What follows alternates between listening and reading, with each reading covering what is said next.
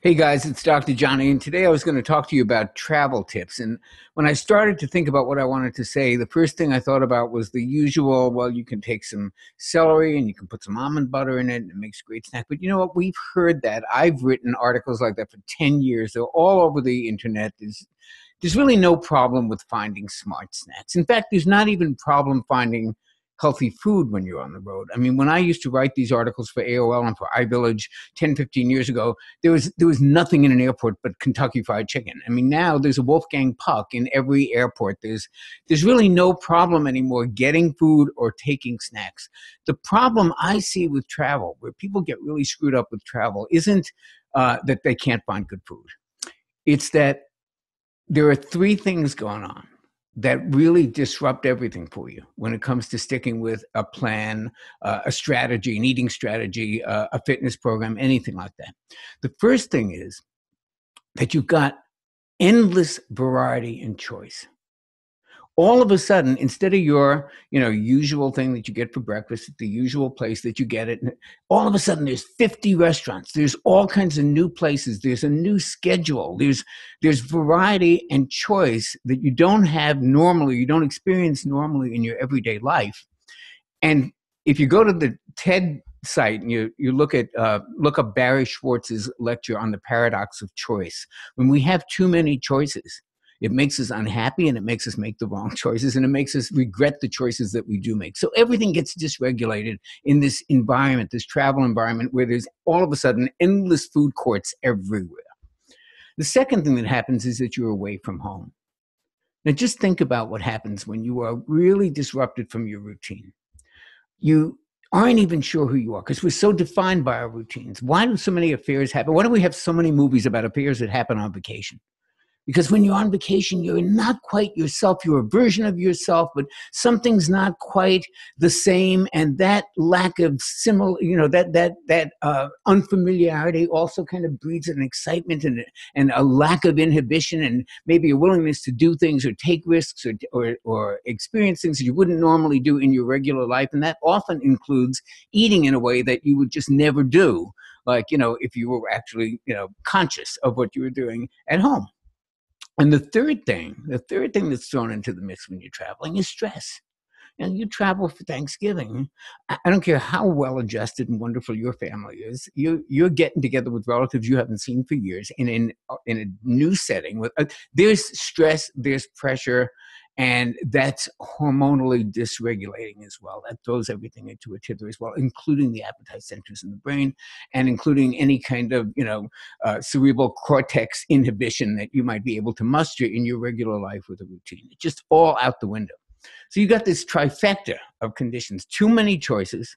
You're away from home, so you're kind of in a different environment, different person. You don't have any kind of similarity of routine or anything like that. And number three, you've got stress to the max. It is the perfect storm for, just going crazy with food and breaking sobriety. I mean, just anything that can go wrong during that time. So my travel tips to you are not going to be about how to put peanut butter into the celery. It's going to be very similar, actually, to what I said when I talked about seasonal affective disorder a couple blogs ago. That life's going to throw us stuff. And some of the stuff it's going to throw us is what it throws us when we travel, which is a lot of stress, a lot of unfamiliarity, a lot of dysregulation. And it's going to throw us stuff. And the best we can do, the smartest thing that we can do, is to build a core, to build an infrastructure. And I'm going to tell you how to do that, because I think it takes three things, and three things only, to really make a big difference in the infrastructure. If we can build that infrastructure, then that will allow us to weather this stuff that life throws us. Whether it's in the form of, as I talked about last week, seasonal affective disorder, change in the circadian rhythms, the clocks, the light cycles, or if it's a change in our environment when we're traveling, or any other situation that life throws us.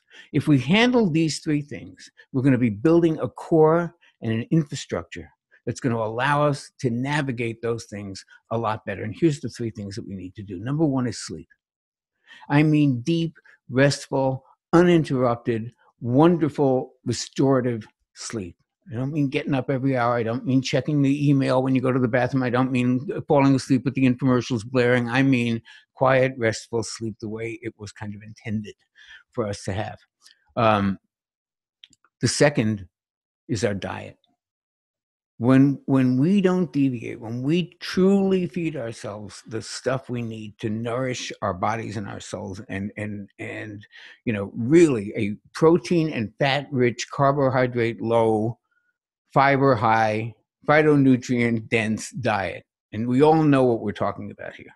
When we really take care of that, it changes our performance, our mood, our energy, and obviously our resilience to the kinds of things that life throws us. And number three is exercise.